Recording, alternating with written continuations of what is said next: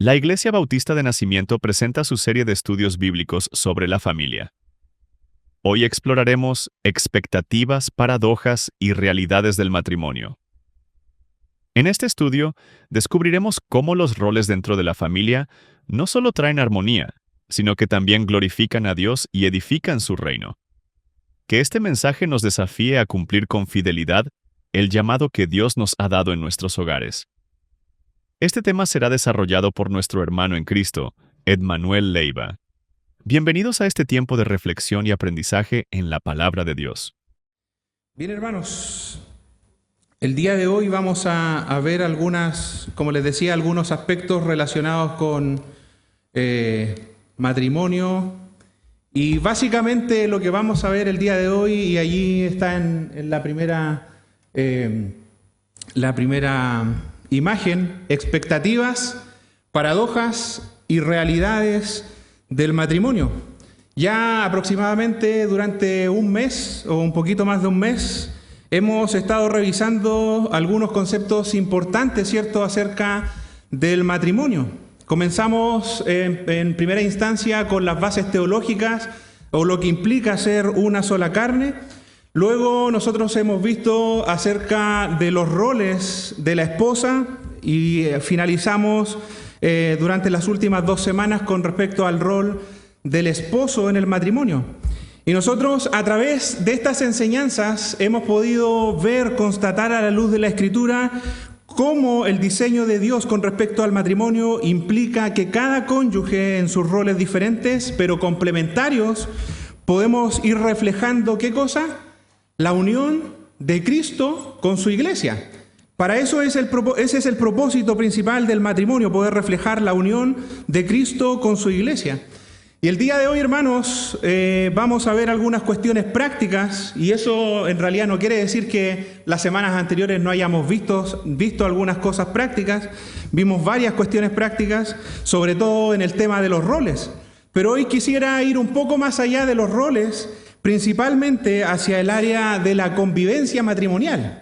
Y por lo tanto, al día de hoy, ¿por qué? Porque yo puedo tener muy en claro algunos aspectos teológicos del matrimonio, puedo tener muy claro cuáles son mis roles, mi rol como esposo o las damas en su rol como esposa, pero en la convivencia diaria, aplicar esos principios bíblicos puede, si no los aplicamos de buena manera, puede que nos llevemos más de alguna sorpresa. Y es por eso, hermanos, que hoy quisiera hablar acerca de expectativas, de paradojas y de realidades del matrimonio. ¿Por qué? Porque cuando nosotros vamos al matrimonio, vamos con ciertas expectativas, ¿cierto? No sé, algunos podrán haber dicho en alguna ocasión, bueno, yo una vez que me case voy a ser a lo mejor verdaderamente libre. O algunos dijeron cuando fueron al matrimonio, bueno, cuando yo me case, verdaderamente voy a ser feliz. Tenemos diversas expectativas antes de ir al matrimonio, y durante el matrimonio también tenemos diversas expectativas. También en nuestro matrimonio, y lo hemos visto, somos llamados a vivir una gran paradoja.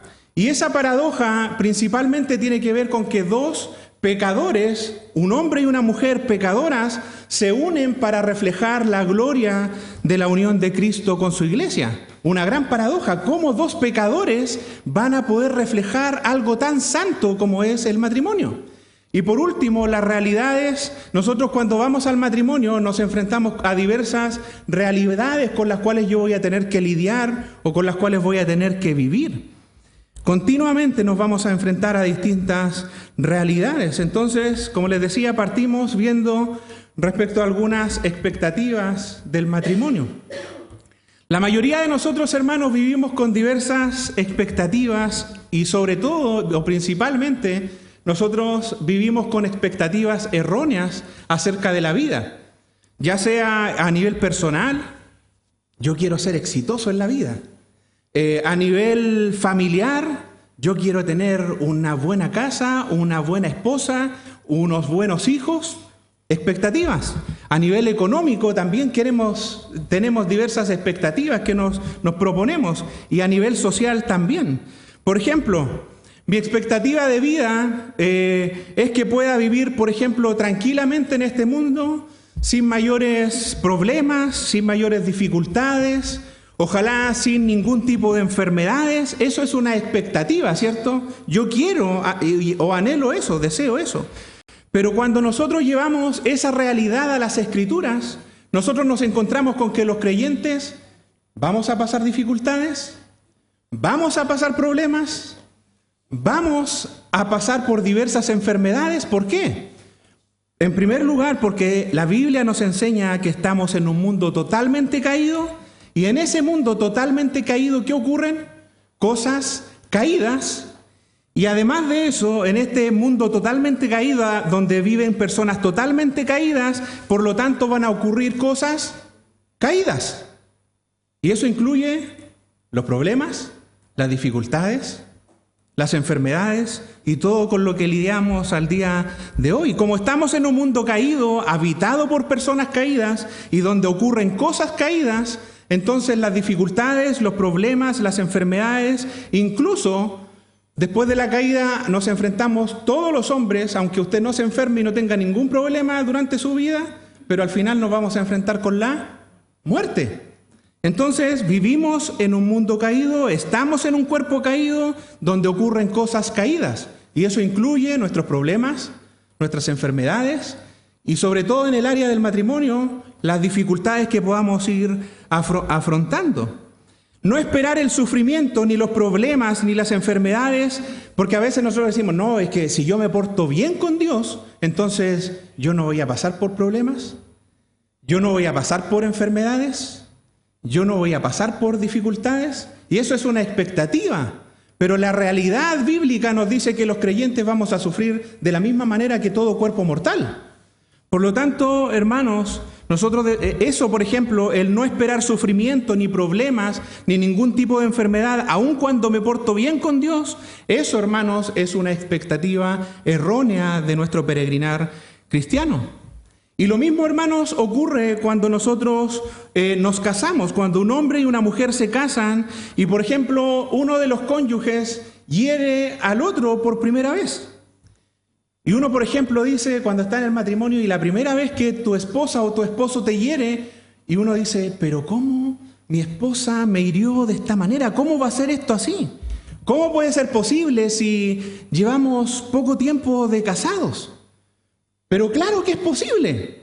Y es posible, ¿por qué? Porque vivimos en un mundo caído, donde habitan personas caídas, y eso incluye a nuestro cónyuge, y por eso, hermanos, es que debemos esperar que en cierta manera aquella persona con la que yo me casé, que es una persona pecadora al igual que yo, haga estas cosas. Tenga alguna tendencia en su egocentrismo, en su naturaleza pecaminosa que aún no ha sido totalmente regenerada. Y vimos en unas predicaciones por ahí que el espíritu está dispuesto, pero la carne es débil. Y en esa debilidad de nuestra carne es que muchas veces nosotros pecamos y pecamos contra nuestra esposa o nuestro esposo, pero principalmente pecamos contra Dios. Entonces, vivimos en un mundo caído donde ocurren cosas caídas y nosotros vivimos en ese mundo. Por lo tanto, debemos esperar que en algún momento mi pareja, mi cónyuge, me hiera. Tengo que esperar que voy a tener problemas o algunas dificultades en mi matrimonio. Claro que es posible. ¿Por qué? Porque estamos casados con una persona pecadora y viceversa. Y como estamos casados dos pecadores, claro que en algún momento nosotros vamos a tener dificultades. Claro que en algún momento vamos a llegar a ofender, aún sin querer y sin pensarlo muchas veces, pero llegamos a ofender a nuestro esposo o a nuestra esposa. Nos vamos a enojar o a disgustar por algunas cosas. Y eso, hermanos, que no deba ser así, es una cosa. Porque a la luz de las Escrituras eso no debiera ser así. Pero eso no quiere decir que no ocurra. ¿Por qué ocurren? Porque personas caídas son las que originan este tipo de cosas. Y en el matrimonio hay dos personas que se unen y ambas tienen una naturaleza caída. Entonces, hermanos, es importante tener en cuenta cuáles son las expectativas con las que yo voy a ir entonces al matrimonio. Expectativa, según la Real Academia Española, dice que es la esperanza de realizar o conseguir algo. Por favor, tenga en mente eso. La segunda acepción dice que es una posibilidad, y por favor ponga atención en esa palabra, es una posibilidad razonable de que algo suceda. Y eso, hermanos, es relevante. Yo tengo, por ejemplo, la expectativa en este tiempo de verano que mañana no llueva. Y eso es algo razonable. ¿Por qué? Porque estamos en una época donde generalmente no llueve, ¿cierto? Es verano y difícilmente mañana va a llover. Hay algo razonable para que eso no llegue a ocurrir. De modo, hermanos, que cuando nosotros tenemos una falsa expectativa lo que hace es planificar principalmente la desilusión. Por ejemplo, si al día de hoy, tomando ese mismo ejemplo de la lluvia, si yo digo, yo mañana anhelo que mañana llueva. Y nosotros vemos el tiempo y en realidad mañana van a ser 30 y tantos grados. Pero yo tengo el anhelo de que mañana llueva. Y yo me programo en mi mente y deseo en mi corazón que mañana llueva. Y es por eso que es importante que nosotros entendamos que las expectativas que nosotros tenemos siempre sean de una manera razonable. Una posibilidad, la expectativa real o verdadera es una posibilidad razonable de que algo suceda. Entonces, esa misma realidad, hermanos, es la que nosotros debemos trasladar al área del matrimonio. Por ejemplo, que mi esposo o mi esposa no me vaya a fallar, ¿es una expectativa verdadera, real? De ninguna manera. Mi esposo en algún momento o mi esposa en algún momento me va a fallar, ¿cierto? Que no me falle es una falsa expectativa. Que mi esposo, por ejemplo, no me va a mentir nunca. ¿Será verdad eso? Es una falsa expectativa. ¿Por qué? Y todo eso lo tenemos que llevar al área, a las Escrituras. Porque las Escrituras, ¿qué nos dicen? Mi esposo en algún momento a lo mejor me va a mentir. ¿Por qué? Porque las Escrituras nos enseñan que todo hombre es mentiroso. Todo hombre es mentiroso. En mayor o menor medida es mentiroso. Nosotros, nosotros podemos decir mentiroso, pero ¿cómo, hermano Manuel? Pero en alguna manera, hermanos, nosotros o abultamos la verdad, o nosotros disminuimos la verdad, o nosotros ocultamos o decimos la mitad de la verdad, o nada más de la verdad. Y por eso es que vemos la frase, sobre todo en las cortes, ¿jura usted decir toda la verdad, nada más que la verdad, toda la verdad, solamente la verdad y nada más que la verdad? ¿Y por qué es esa frase? Porque muchas veces nosotros somos capaces de decir una parte de la verdad y no toda la verdad. En otras ocasiones somos capaces de decir toda la verdad, si la verdad es del 1 al 10, somos capaces de decir la verdad del 1 al 10, pero muchas veces le añadimos 10 y medio, 11, y si queremos llegar hasta el 20 llegamos. Y en esa circunstancia, cuando decimos la verdad del 1 al 10, pero le añadimos, ¿estamos diciendo solamente la verdad? En ninguna manera.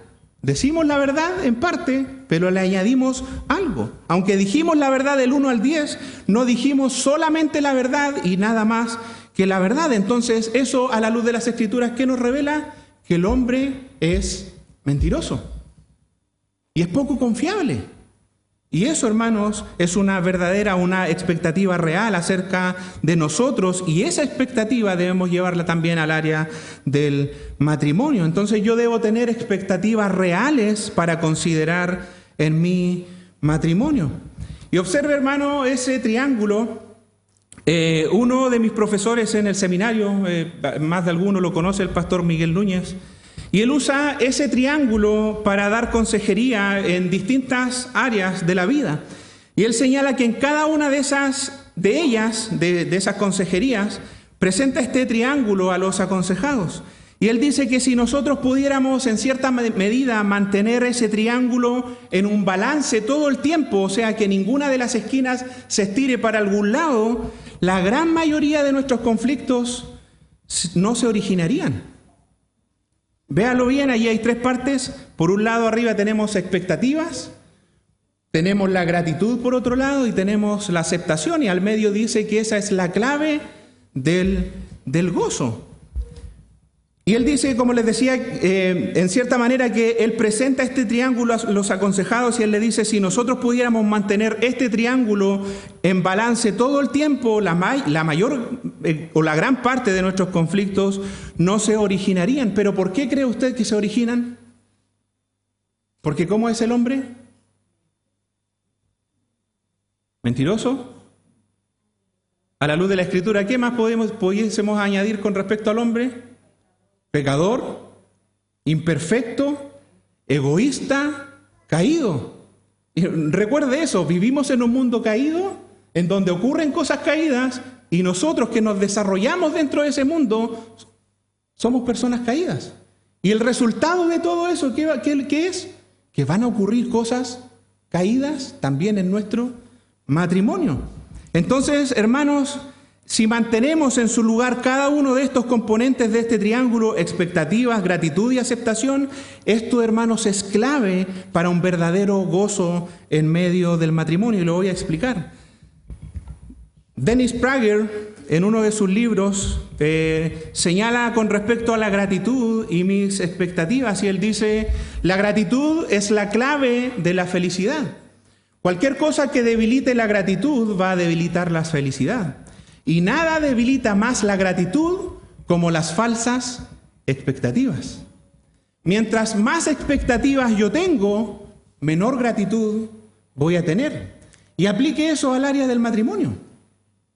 Cuando yo tengo expectativas muy altas acerca de mi matrimonio, acerca de mi esposa o las mujeres acerca de su esposo, cuando yo tengo una expectativa alta de él, yo me voy a llevar una desilusión. ¿Por qué? Y algunos pueden decir, ¿pero por qué? Porque usted está casado o usted se va a casar con una persona, volvemos al mismo punto anterior, una persona caída que está en un mundo caído donde ocurren cosas caídas. Entonces, una falsa expectativa sería, no, mi esposo va a ser el hombre totalmente perfecto. Y en ninguna manera. En algún momento su esposo o su esposa le va a fallar. En algún momento en su matrimonio usted va a tener algún tipo de dificultad, problema o alguna cosa con la que va a tener que lidiar.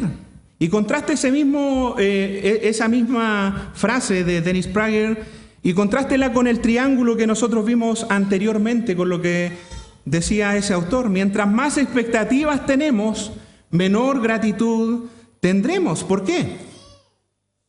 Porque siempre voy a tener una expectativa, al ver la realidad de quién es mi esposo o mi esposa, voy a tener una expectativa muy alta que no va a ser llenada en algún momento, en donde algo me va a faltar, en donde algo que debió ser y que no está haciendo. Hay algo que mi esposa en cierta manera no va a llenar, y eso, hermanos, me va a llevar en algún momento a la ingratitud. Yo quiero que mi esposa me haga feliz todo el tiempo. Pero ¿qué pasa en los momentos de dificultad? Cuando hay problemas, cuando a veces nos disgustamos, cuando a veces nos enojamos. ¿Qué pasa en ese tiempo? Mi expectativa, cuando es alta y yo extiendo ese triángulo hacia las expectativas, imagínense que eso pende todo, es un hilo que está conectado ese triángulo. Si usted tira de una de las esquinas, ¿qué va a pasar? Si tira del lado de las expectativas y eleva las expectativas, ¿qué va a pasar con la gratitud? Va a haber menos gratitud, o más bien va a haber ingratitud en algún área. Y menos, por lo tanto, menos aceptación de la realidad con la que yo vivo actualmente.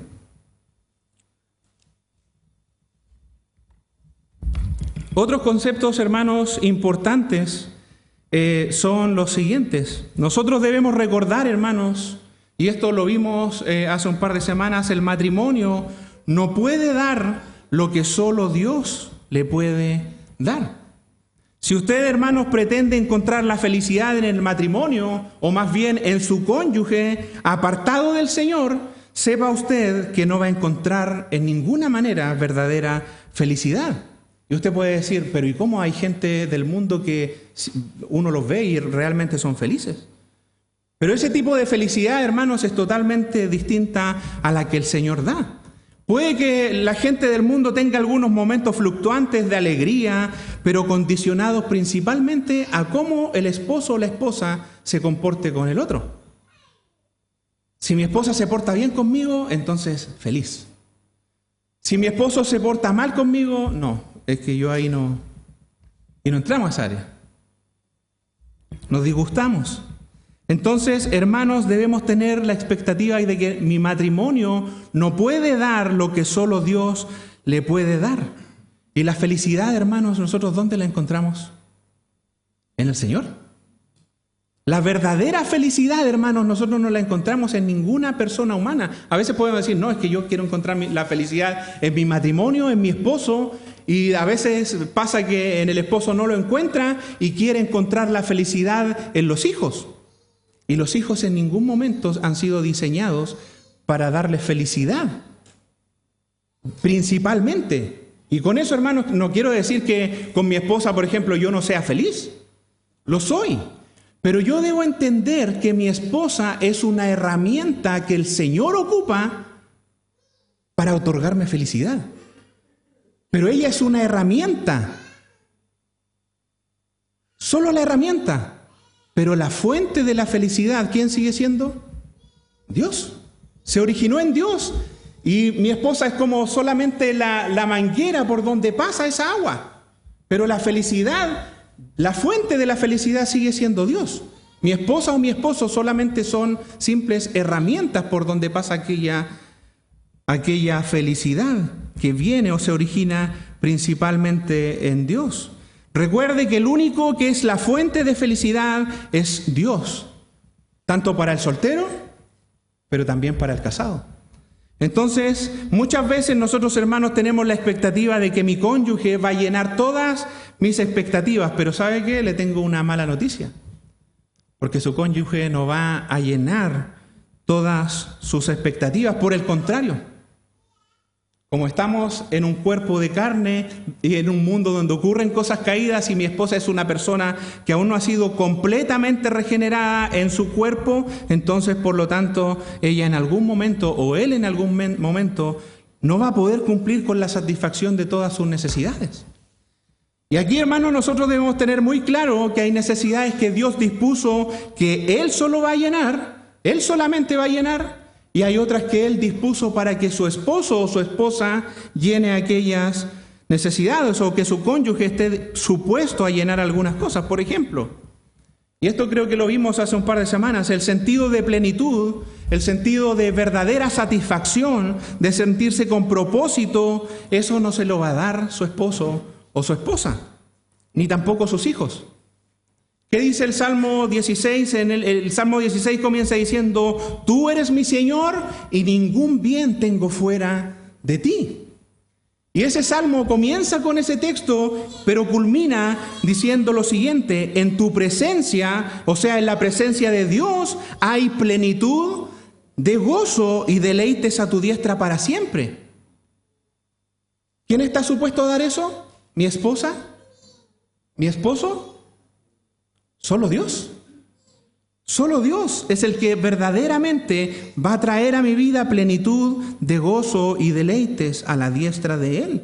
Nadie más que Él. Y solamente en Él es que somos verdaderamente plenos y en nadie más. Por otra parte, el sentido de compañía y el sentido de compañía de carne y hueso, ¿quién cree usted que se lo va a dar? ¿O quién está supuesto a dárselo? Su cónyuge.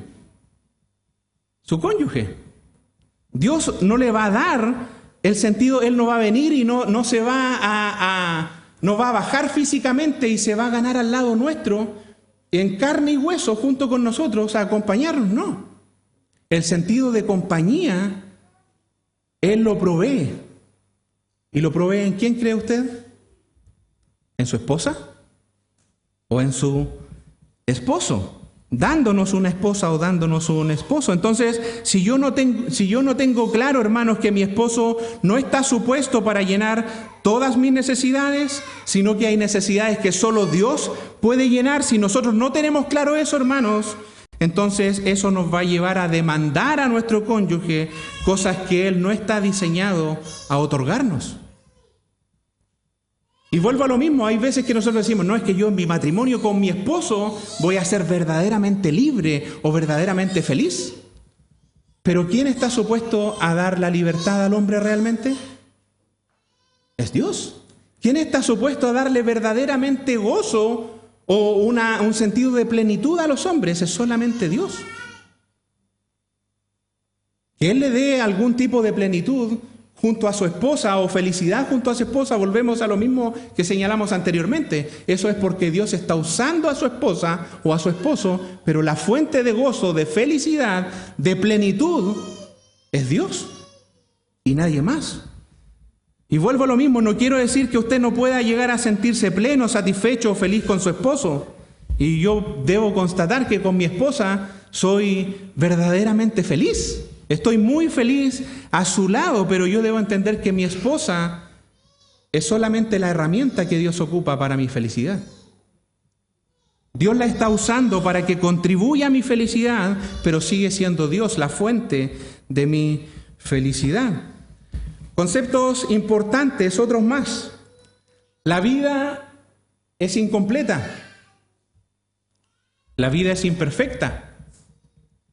La vida, y esto a la luz de las Escrituras, es insuficiente y la vida también es dolorosa.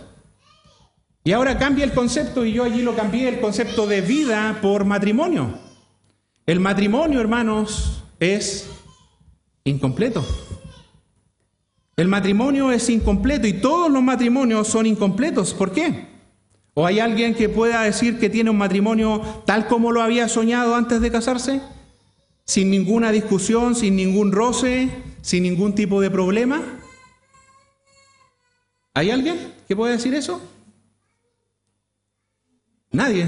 Por lo menos aquí, todos en algún momento hemos tenido algún tipo de roce, por muy pequeño que sea, pero lo hemos tenido. Entonces, hermanos, todos los matrimonios son incompletos. Todos los matrimonios también son imperfectos. ¿Por qué? ¿Porque está conformado el matrimonio por dos personas que son perfectas? No, que son totalmente imperfectas. Y hermanos, un teólogo, y esto lo recuerdo en una clase en el seminario, un profesor decía lo siguiente: el Papa es infalible y él cree que es infalible porque todavía él no se ha casado. Una vez que el Papa se case, él va a probar realmente que no es infalible, sino que es totalmente falible. ¿Por qué? Porque el Papa es un hombre completamente imperfecto. Y de la misma manera, si se casa con una esposa, con una mujer, se va a casar con alguien que también es imperfecto. Y el matrimonio ha sido diseñado, hermanos, justamente para que nosotros veamos la gloria de Dios. Pero ¿sabe por medio de qué? Por medio de nuestras imperfecciones. Porque el Señor va a ocupar nuestras imperfecciones para irnos formando a la imagen de Cristo. Y eso, hermanos, cuando nosotros vemos que hay algo que el Señor va cambiando en nosotros, algo que, no sé, yo antes a lo mejor podía haber sido muy enojón. Pero uno después ve a la luz del matrimonio, y cuando un matrimonio está cimentado en Cristo, finalmente, ¿qué es lo que va a ocurrir allí? Ese enojo o esa imperfección que yo tenía, nosotros vamos viendo que el Señor día a día la va cambiando, y eso finalmente uno ve, dice, bueno, yo hace tiempo era de esta manera y ahora he ido cambiando. ¿Y qué pasa con eso? Un creyente, ¿qué es lo que hace con eso? Le da honra al Señor. Le da honra al Señor porque Él dice, bueno, en mi imperfección y en mi debilidad no puedo, pero el que ha hecho la obra y el que sigue completando la obra que Él comenzó es el Señor y no yo. Entonces, todos los matrimonios son imperfectos, todos los matrimonios también son insuficientes, y por último, todos los matrimonios son dolorosos. Y eso, hermanos, incluyendo los buenos matrimonios. Usted puede decir, pero ¿cómo los matrimonios van a ser dolorosos? ¿Sí? Hasta los buenos matrimonios, hermanos, son dolorosos. ¿Por qué? Porque los buenos matrimonios son el fruto de haber luchado por algo mejor, por algo más santo, por algo más purificado. Y esa purificación, hermanos, se da justamente cuando nuestra fe, como dice Pedro, es sometida a prueba. Como el oro en el fuego se prueba con fuego para ver si es verdadero, de la misma manera nuestro matrimonio, la relación matrimonial va a ser sometida a prueba. Pero eso finalmente, a la luz de lo que nos señala la carta en Primera de Pedro, eso va a traer gozo, eso va a traer felicidad, eso va a traer realmente esperanza a nuestra vida y va a cumplir con el propósito con el cual Dios nos diseñó, que es que seamos formados a la imagen de Cristo. Entonces, hermanos, a la luz de lo anterior, nosotros debemos tener claro que necesitamos la perspectiva de Dios para vivir la vida y sobre todo el matrimonio. Necesitamos la perspectiva de Dios para poder vivir el matrimonio. ¿Qué me dice Dios en el matrimonio? Y eso lo hemos visto en las semanas anteriores. Que yo como esposo ame a mi esposa, ¿de qué manera?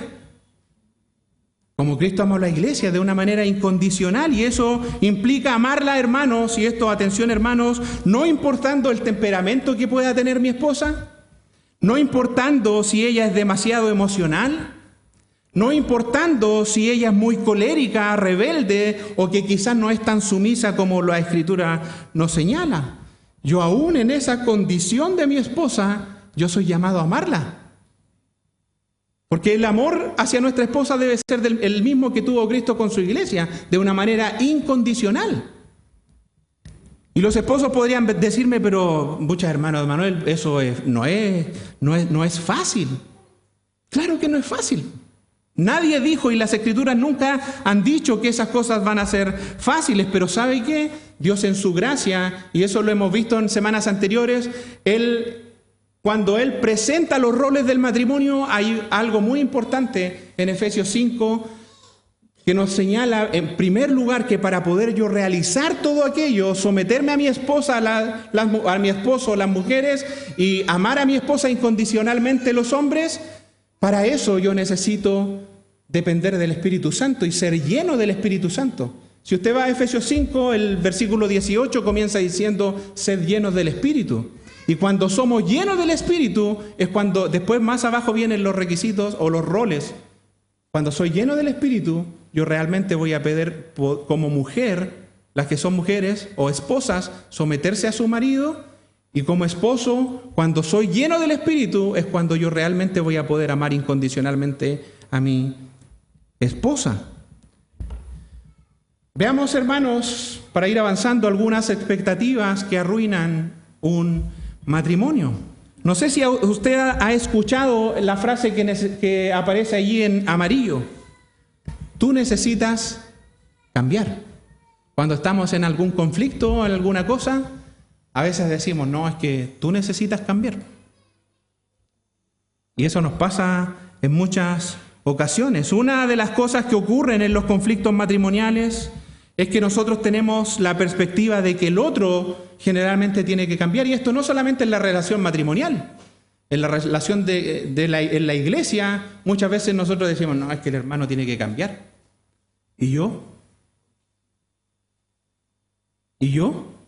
Siempre miramos hacia afuera, pero muy pocas veces, hermanos, miramos hacia adentro.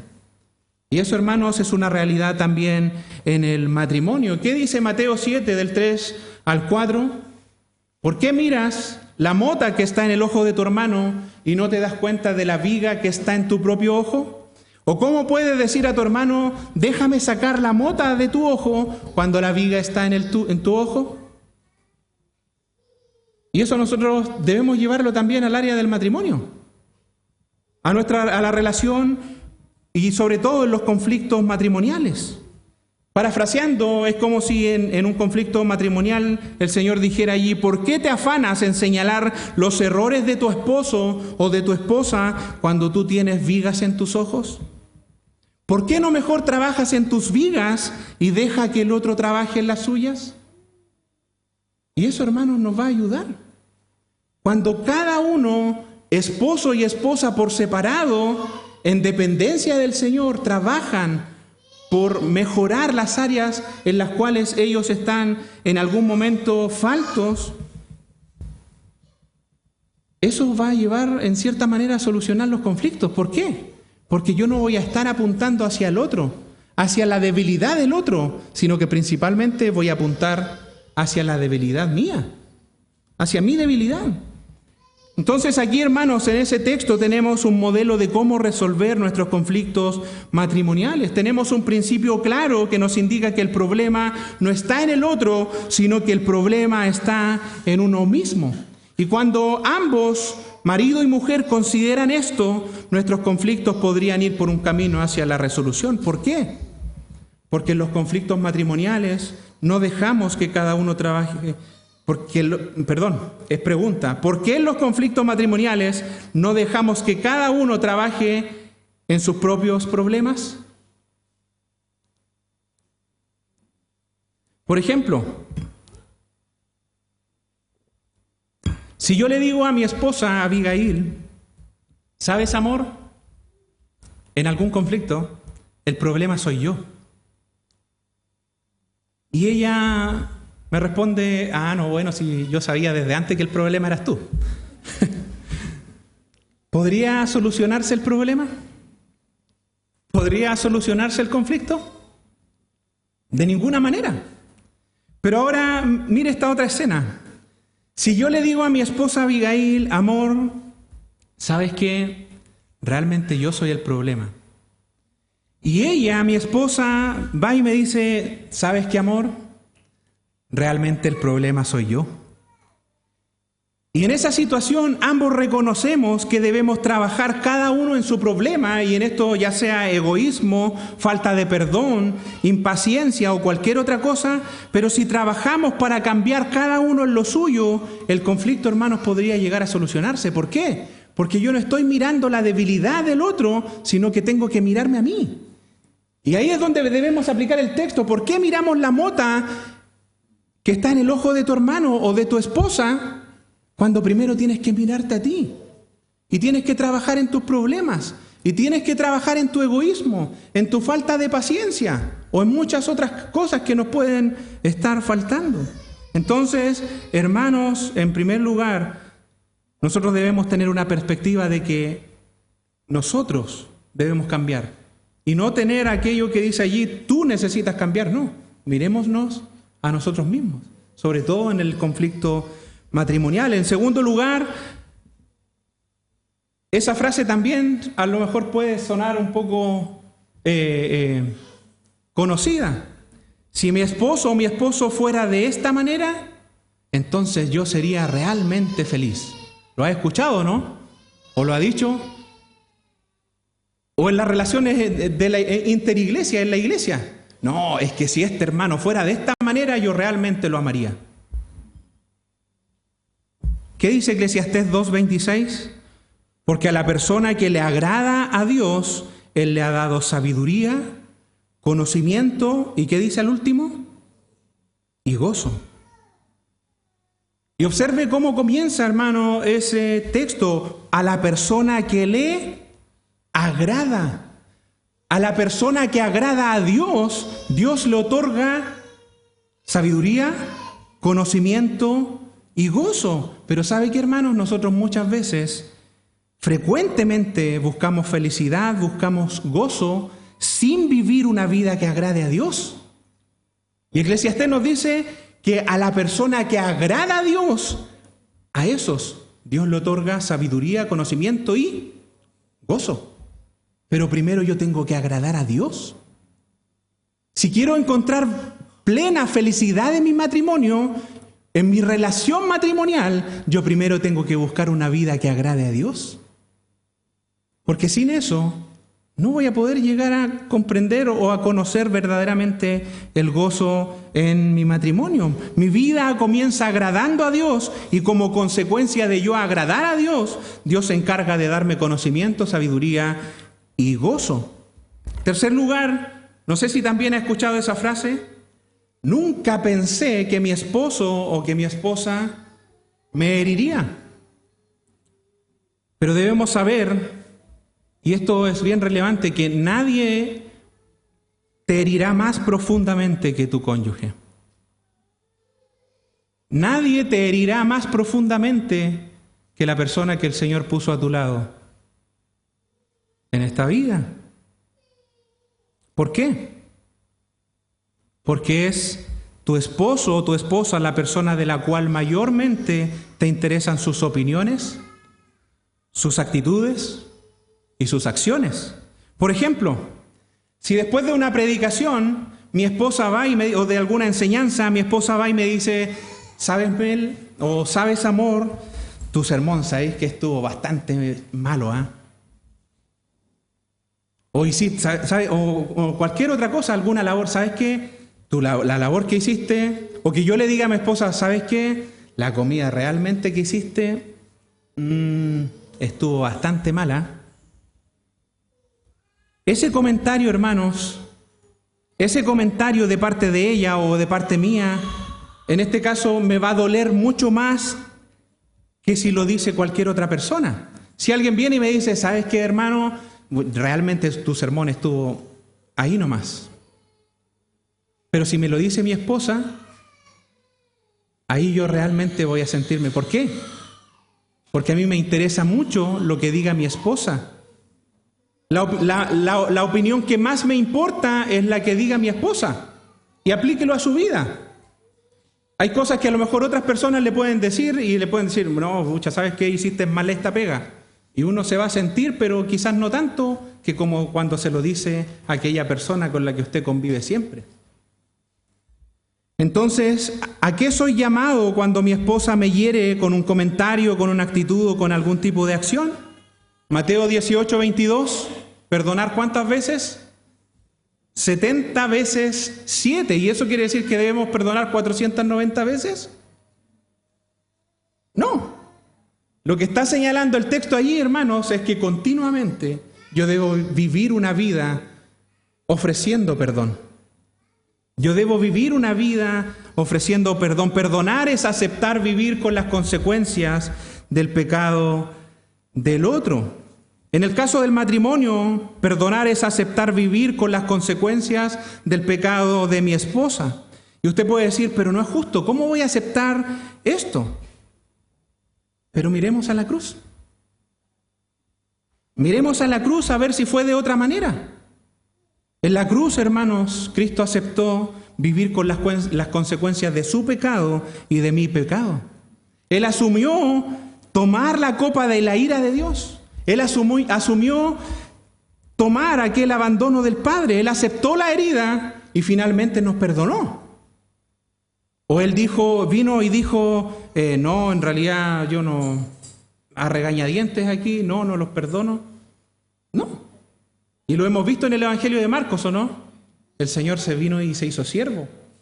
Sin que nosotros lo mereciéramos, Él se hizo siervo por nosotros. Y de la misma manera en nuestra relación matrimonial, ¿a qué debemos apuntar? A la misma actitud que tuvo Cristo con nosotros. A la misma actitud que tuvo Cristo con su esposa, con la iglesia. A veces pasa, hermanos, lo siguiente. A veces pasa, y sobre todo, y esto no es sin ofender a nuestras esposas, para nada, pero nuestras esposas por diseño divino son mayormente emocionales. ¿Y por qué digo que no es ofender? Porque a veces las mujeres piensan que por el hecho de ser más emocionales son más inferiores, pero eso no tiene nada que ver con eso. ¿Estamos claros con eso, cierto? Que la mujer sea mayormente emocional es solamente por diseño divino, pero si es más emocional eso no quiere decir que sea inferior al hombre. Entonces, por diseño divino, nuestras esposas son mayormente emocionales. Pero generalmente nosotros escuchamos de ella, mi esposo debe saber lo que quiero, lo que necesito o cómo pienso. ¿Lo ha escuchado o no? ¿Los varones? No, es que tú tienes que saber cómo yo pienso. Tú tienes que saber lo que yo necesito. Tú tienes que saber lo que yo quiero. Pero si le preguntáramos a esa esposa si alguna vez ella le ha comunicado a su marido, por ejemplo, que hay cosas que no le gustan de él, que hay cosas que le hieren, que hay actitudes que le molestan, y ella responde, no, es que él tiene que saberlo. No, él no tiene que saberlo. ¿Por qué? Porque su esposo no es omnisciente, no lo conoce todo, no es profeta. ¿O sí? No es el Espíritu Santo. No, su esposo es una persona más igual que usted. Entonces, hermanos, no tiene por qué saberlo, no lo sabe. ¿Por qué? Porque él no es profeta, no es adivino, no es vidente, no es omnisciente. Nuestro esposo o nuestra esposa no lo sabe todo. Entonces, hermanos, y eso nosotros debemos entender es que es por diseño. Las mujeres deben entender que los hombres no lo comprenden todo. ¿Por qué? Porque han sido diseñados los hombres de otra manera. Un hombre piensa y reacciona de una manera distinta a una mujer. Y así es como Dios nos diseñó. Dios no quiere que sea de otra manera.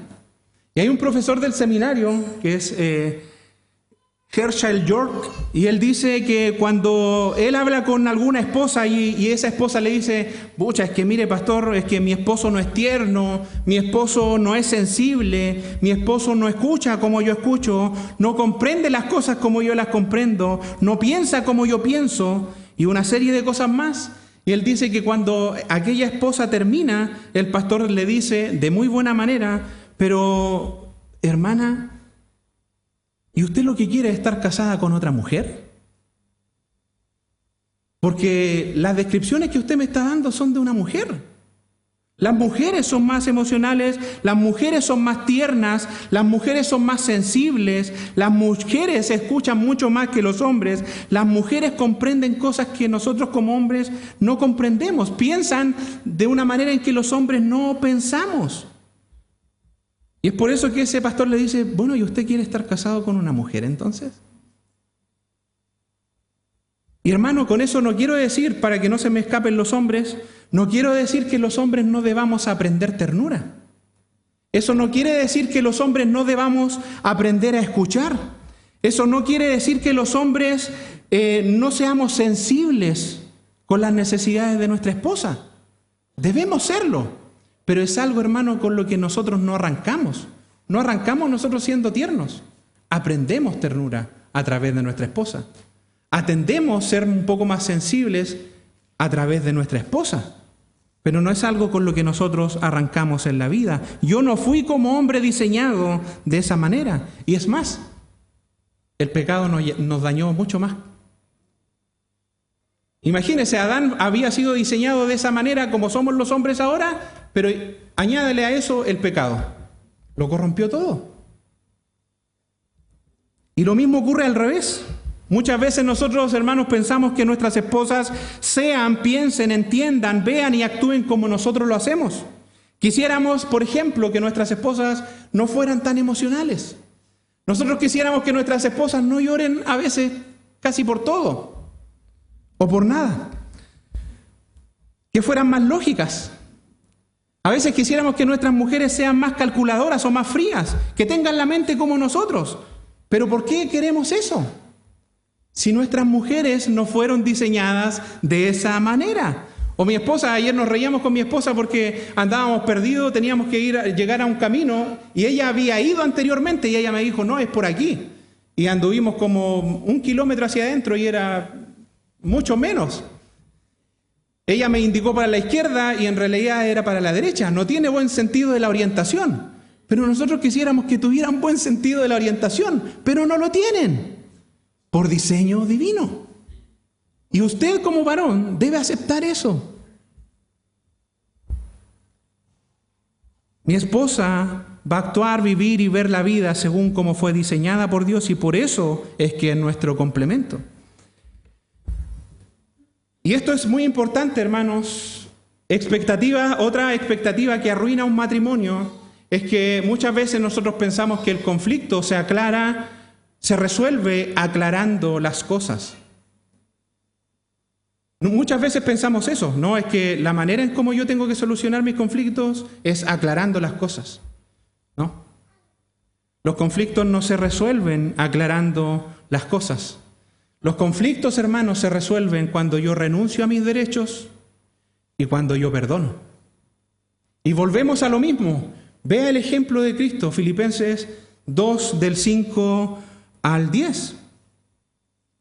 Haya pues en vosotros el mismo sentir que hubo en Cristo Jesús, el cual siendo en forma de Dios, no estimó el ser igual a Dios como cosa que aferrarse. ¿Qué es eso? Renunció a sus derechos.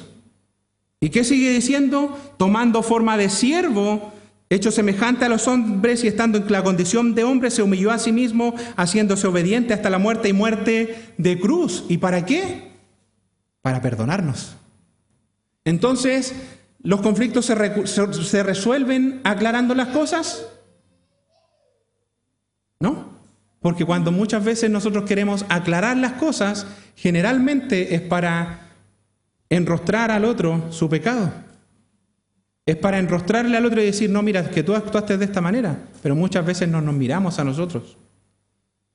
Es por eso que los conflictos, hermanos, se resuelven renunciando a nuestros derechos. Imagínense que si el Señor bajara, nosotros le pedimos perdón al Señor. Y si Él bajara y estuviera frente a usted y usted le dice, Señor, perdóname por mis pecados, ¿qué cree usted que Dios le diría? ¿Cree usted que el Señor le diría, no, ¿sabes qué? Mira, espérate un poquito, antes que te perdone vamos a aclarar esto? ¿No? Cuando uno va y le pide perdón al Señor, el Señor lo recibe y perdona, y punto. ¿De que van a haber consecuencias de aquel pecado? Sí. Porque al hijo que ama, el Señor lo disciplina. Pero Él no dice, no, ¿sabes qué? Edmanuel Leiva, venga para acá, vamos a aclarar primero las cosas y después te voy a perdonar. No, lo primero que Él hace es perdonar. Renunció a sus derechos y después perdonó. Y de esa manera nosotros también debemos ir en los conflictos matrimoniales. No se resuelven aclarando las cosas, sino que renunciando a nuestros derechos y perdonando. Recuerde que Cristo es nuestro modelo. El Señor es nuestro modelo. Algunas paradojas, hermanos, del matrimonio en estos últimos minutos vamos a estar hablando. Paradojas del matrimonio. La primera paradoja es que dos pecadores se unen para reflejar la santidad de la unión de Cristo con su iglesia. Una gran paradoja. ¿Cómo nosotros, siendo pecadores, dos pecadores van a poder reflejar la santidad de la gloria de Dios? Eso es una paradoja, porque parece como una imposibilidad. Pero ¿sabe qué? Dios sabe que yo no voy a poder hacer el 100% de las veces, las 24, los 7 días de la semana, no lo voy a poder hacer. Y Dios tiene claro eso. Pero ¿sabe qué, hermanos? Al mismo tiempo Dios quiere saber y lo sabe si es hacia eso a lo que yo estoy apuntando con mi matrimonio. Si yo con mi matrimonio realmente voy a reflejar la gloria o la santidad de la unión de Cristo con su iglesia. Porque una cosa, hermanos, es que el tiro del blanco esté hacia allá. Imagínense que el tiro al blanco esté allá y yo quiera apuntar allá. Pero que muchas veces erre, y eso es normal. ¿Por qué? Porque estamos en un cuerpo caído, vivimos en un mundo caído, donde ocurren cosas caídas. Entonces muchas veces voy a fallar al darle al blanco, pero yo quiero apuntar al blanco. Pero si por otra parte, hermano, yo en vez de eso, estando el blanco allá, yo voy intencionalmente apunto hacia cualquier otro lado. Y eso el Señor lo está viendo. Y eso el Señor lo quiere saber en nuestros matrimonios, si yo realmente estoy apuntando a reflejar la santidad de la unión de Cristo con su iglesia en mi matrimonio. Otra paradoja, hermanos, es que dos personas que han quedado cortas de la gloria de Dios, imagínense que somos cortos, hemos quedado cortos de la gloria de Dios, somos diseñados para unirnos y reflejar la gloria de Dios. Y nuevamente, ¿cómo? Si dos personas que quedaron cortas de la gloria de Dios se unen para reflejar la gloria de Dios. Y Romanos 3:23, ¿qué nos dice? Que todos hemos quedado cortos de la gloria de Dios, hemos pecado, todos fallamos, hemos quedado destituidos de la gloria de Dios. Pero, ¿cómo entonces nosotros reflejamos la gloria del Señor? A través del proceso de santificación. En primer lugar, a través del proceso de redención, ¿cierto? Luego de santificación, en donde Dios va obrando y sigue obrando en mí a través de una vida en santificación y en dependencia del Espíritu Santo. Paradoja número 3. Dos personas egocéntricas son unidas para llenarse mutuamente. Recordemos, hermanos, que el matrimonio es una institución establecida por Dios, no para llenar mi egocentrismo, mi arrogancia, ni nada de eso, sino que el matrimonio está llamado a llenar la necesidad del otro, no las mías. Pero ¿qué pasa muchas veces en la relación matrimonial? Queremos llenarnos nosotros. Imagínense que yo y mi esposa somos un vaso. Y yo en mi egocentrismo le digo a mi esposa, ¿sabes qué, esposa? Lléname. Y mi esposa en su egocentrismo dice, no, ¿sabes qué? Lléname tú. Y al final en nuestro egocentrismo, ¿qué es lo que pasa? Los dos vasos van a quedar vacíos, porque ninguno se está llenando. Ninguno está llenando al otro. Pero hermanos, imagínate que en vez de eso, en vez de yo de mandarle a mi esposa que me llene, yo voy, y esto es una ilustración, y imagínense que yo voy y tomo una manguera y comienzo a llenar a mi esposa. Por ejemplo, esta es mi esposa y yo la comienzo a llenar. Y que mi esposa venga y también vea esa acción y ella haga lo mismo. Tome una manguera y apunte hacia mi vaso y me llene. ¿Qué va a pasar con los dos vasos? Se van a llenar. Se van a llenar. ¿Cuál vaso va a quedar vacío? Ninguno. ¿Por qué? Porque los dos van a procurar llenarse, no sus propios vasos, sino el vaso del otro. Entonces, hermanos, si yo quiero un matrimonio feliz, una de las cosas que soy llamado a hacer es matar mi egocentrismo. Matar mi egocentrismo, pensar que yo no estoy aquí para que el otro llene mis necesidades, sino que el Señor diseñó el matrimonio para que yo como esposo pueda llenar a mi esposa. Y para que mi esposa, por su parte, pueda llenar a su esposo. Mire el ejemplo de Cristo con su iglesia. ¿Cristo le demandó algo a su iglesia? Él simplemente dio y se dio a sí mismo por ella. Paradoja número 4, dos personas no confiables se unen de manera permanente. Dos personas no confiables se unen de manera permanente y esa es una paradoja. Pero ¿cómo resuelvo esas paradojas? Y con esto, hermano, termino. ¿Cómo yo resuelvo estas paradojas? En primer lugar, yo necesito la Biblia y todo su contenido. Y todo el contenido de la Biblia se enmarca en una sola cosa y que es el Evangelio. Entonces yo necesito el Evangelio para poder resolver este tipo de paradojas. Yo necesito, hermanos, saber, y muchas veces teológicamente sabemos lo que es el Evangelio. Hay un sacrificio de un Dios que deja su gloria, ¿cierto? Hay una actitud de servicio de ese Dios que dejó su gloria. Hay un alto costo que Él pagó y también hay una sobreabundante gracia que finalmente hizo que nosotros fuéramos perdonados. Y esos mismos componentes del Evangelio, hermanos, son los que nosotros debemos aplicar o llevar a la práctica en nuestra relación matrimonial. Un sacrificio a negarnos a nuestros deseos y a nuestro egocentrismo. Un sacrificio, hermanos, a favor de nuestro cónyuge, una actitud de servicio en favor del otro. Y finalmente, una sobreabundante gracia para perdonar. Entonces, los conceptos del Evangelio debemos llevarlo también al matrimonio. Yo necesito despojarme a mí mismo y entregarme a mi esposa. Yo necesito tener una actitud de servicio hacia ella. Yo necesito pagar un alto costo para que mi matrimonio realmente sea conforme al diseño de Dios y feliz, con gozo. Y finalmente yo tengo que llevar a mi matrimonio, y sobre todos los conflictos, una sobreabundante gracia que perdona. En segundo lugar, ¿cómo resolvemos las paradojas? Dios, hermanos, y solamente Dios tiene que ser el centro del matrimonio. Solamente le voy a quitar 2 minutos, ya estoy en la hora.